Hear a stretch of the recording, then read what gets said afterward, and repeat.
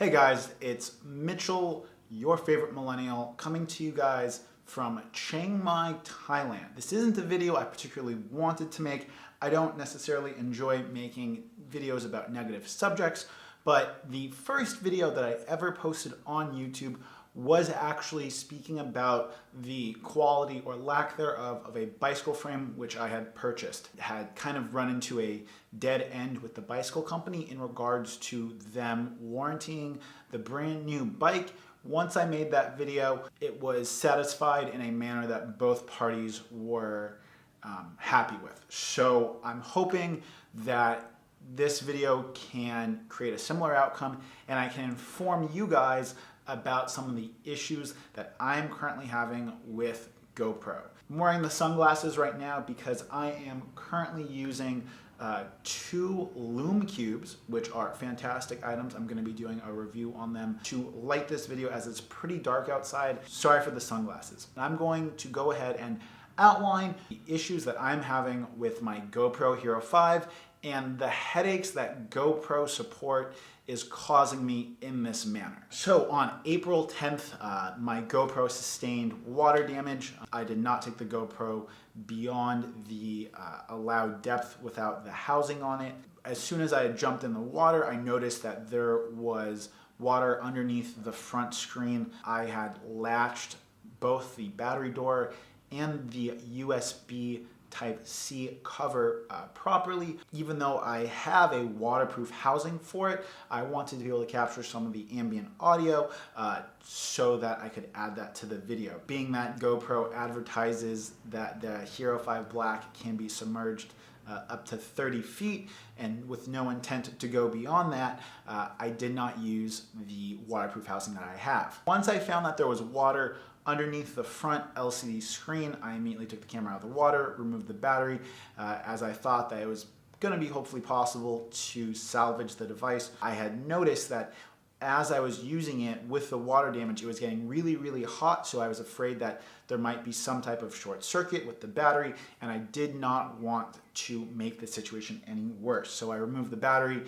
Later that night, I went to the store, got a bag of rice, put in the bag of rice, and went about with the warranty process for GoPro.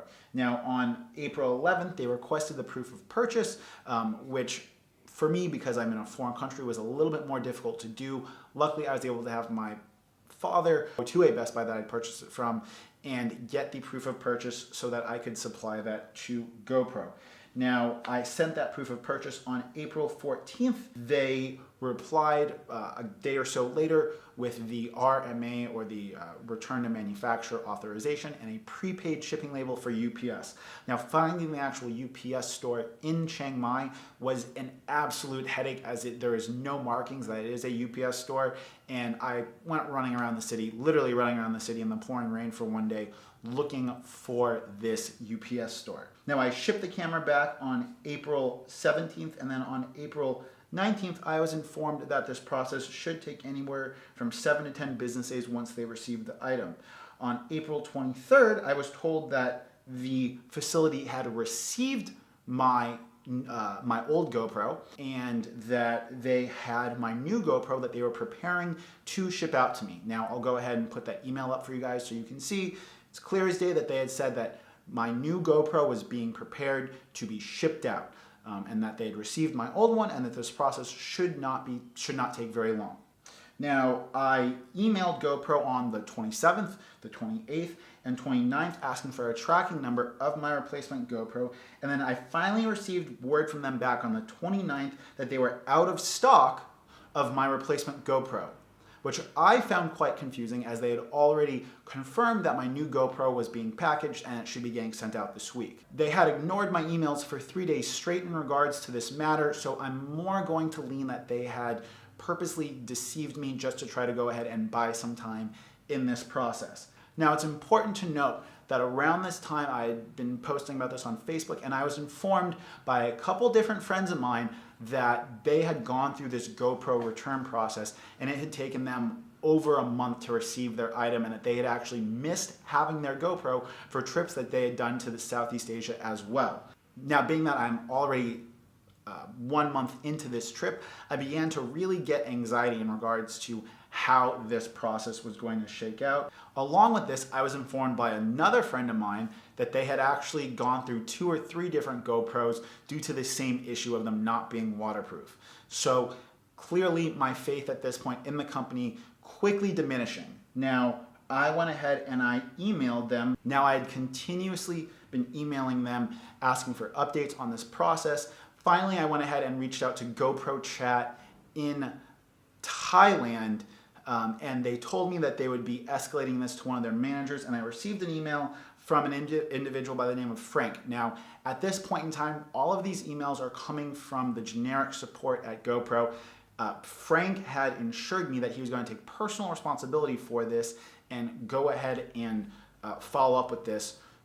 Yet, while he promised to take personal responsibility for this, I'm getting an email back from their generic GoPro. Now, another thing that's important to note is that if you're having an issue with your GoPro, simply by changing the country that you say that you're residents of, it will go ahead and give you GoPro support in different time zones, and they're all essentially running out of the same service center. So if you're having an issue getting through to GoPro, change the country that you're in for the live chat, and you might have some better luck.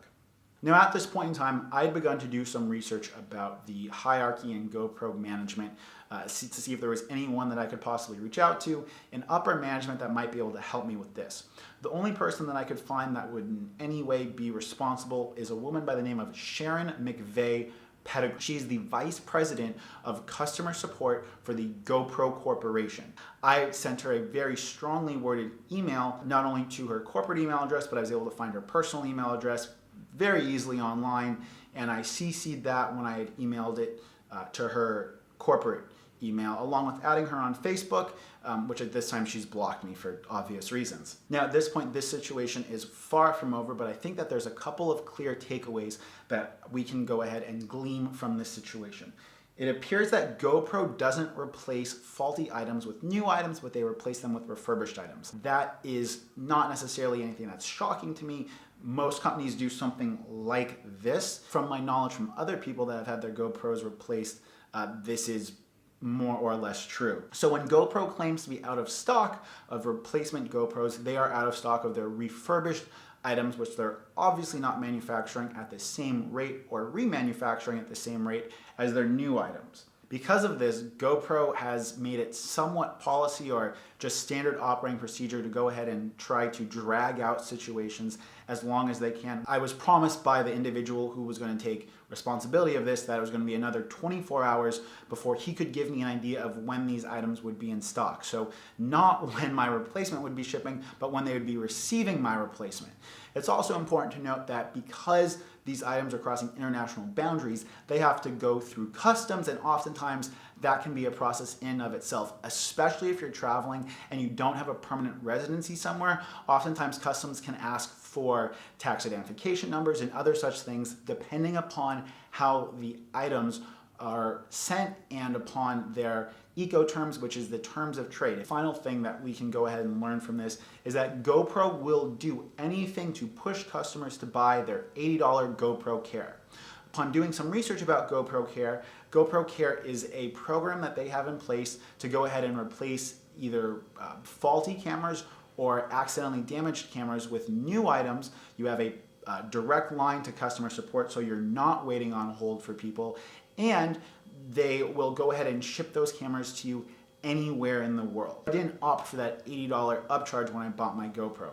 What is clear is that GoPro has policies and procedures in place to expedite replacement cameras to customers who opt for the $80 buy-in at the point of purchase. At this point, I'm really not quite sure what my options are. I have a motorcycle safety class coming up in Thailand. It's going to be a 2-day event where I learn to ride motorcycles, and I really wanted to vlog it and go ahead and make some really cool content.